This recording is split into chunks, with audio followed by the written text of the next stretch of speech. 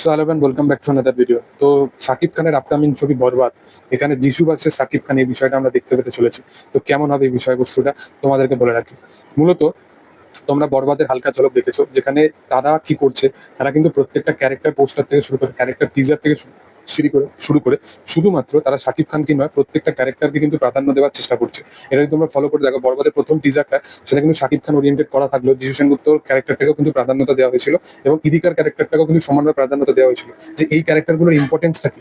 তারপরে তারা একদম রোমান্টিক সং ড্রপ করে, এবং তারপরে কিন্তু যিশু সেনগুপ্তর জন্মদিন উপলক্ষে তারা কিন্তু যিশু সেনগুপ্তর টিজারটাও কিন্তু প্রপার ভাবে নিয়ে আসে, যেখানে সেই ক্যারেক্টারটার নাম হচ্ছে ফারহান, এবং ক্যারেক্টারটা কতটা ব্রুটাল হতে চলেছে এবং কতটা ডার্ক একটা ক্যারেক্টার হতে চলেছে, এটা তোমরা ভাবো। যে সিস্টেমের এগেনস্টে, পুলিশের এগেনস্টে গিয়ে সে বন্দুক ফায়ারিং করছে, তো এরকম কাইন্ড অফ হতে চলেছে। এবং যিশু, যার রেবেল স্টার, বলতে গেলে সত্যি কথা বলতে যিশু সেনগুপ্ত এখন রেবেল স্টার হয়ে গেছে।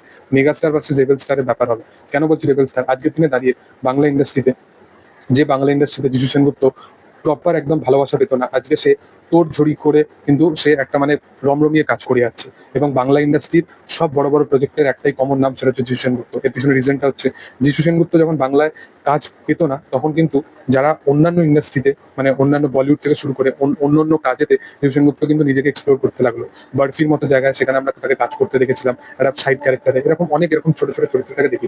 তারপরে অন্তিমের মতো ছবিতে তাকে আমরা ভিলেনের চরিত্র দেখি। এই কিছুদিন আগে রবি তেজার একটা অপোজিটে যে কাজ করে। তো যিশু সেনগুপ্তকে এরকম মাল্টিপল কাজে কিন্তু, মাল্টিপল চরিত্র কিন্তু আমরা কাজ করতে দেখি, এবং তার একটা প্যান ইন্ডিয়া লেভেলে একটা ফ্যান বেস হয়ে গেছে, এবং প্যান ইন্ডিয়া লেভেলে কিন্তু সবাই একটা যিশু সেনগুপ্তকে চেনে।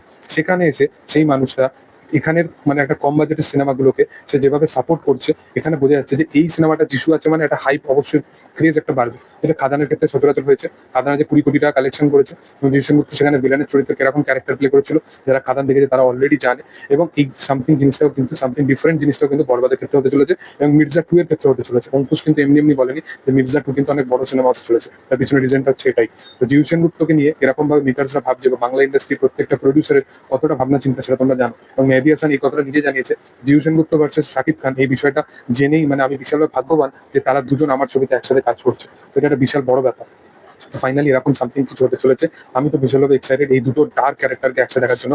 মানে কিরকম ভাবে প্রেজেন্টস গুলো করবে ভাবো, একটা ডার্ক ক্যারেক্টার যে নিজের ডার্ক জোন থেকে মানে সবকিছু করতে রাজি আছে, এবং আরেকটা ডার্ক ক্যারেক্টার সে মানে সিস্টেমের এগেনস্টে চলে আছে। তো দুটো সিকোয়েন্স কতটা ব্রুটাল হবে ভাবো। এবং যিশু সেনগুপ্তর ক্যারেক্টারটাও বিশাল ব্রুটাল এবং র ক্যারেক্টার হতে চলেছে, তবেই শাকিব খানের এতগুলো মাল্টিপল আমরা লুক দেখতে পাচ্ছি। তো বুঝে যাও। এবং যিশু সেনগুপ্ত এই ন্যারেশনটা শুনেই সেও বলেছিল যে আমি এই কাজটা করার জন্য প্রস্তুত আছি, এবং শাকিব খানের ক্ষেত্রে তাই। তো কিছুটা আছে স্টোরিটার মধ্যে। তোমাদের কি বক্তব্য অবশ্যই কমেন্টে জানাতে পারো। ভিডিও ভালো লাগলে অবশ্যই লাইক শেয়ার সাবস্ক্রাইব করে দিও। Thank you all.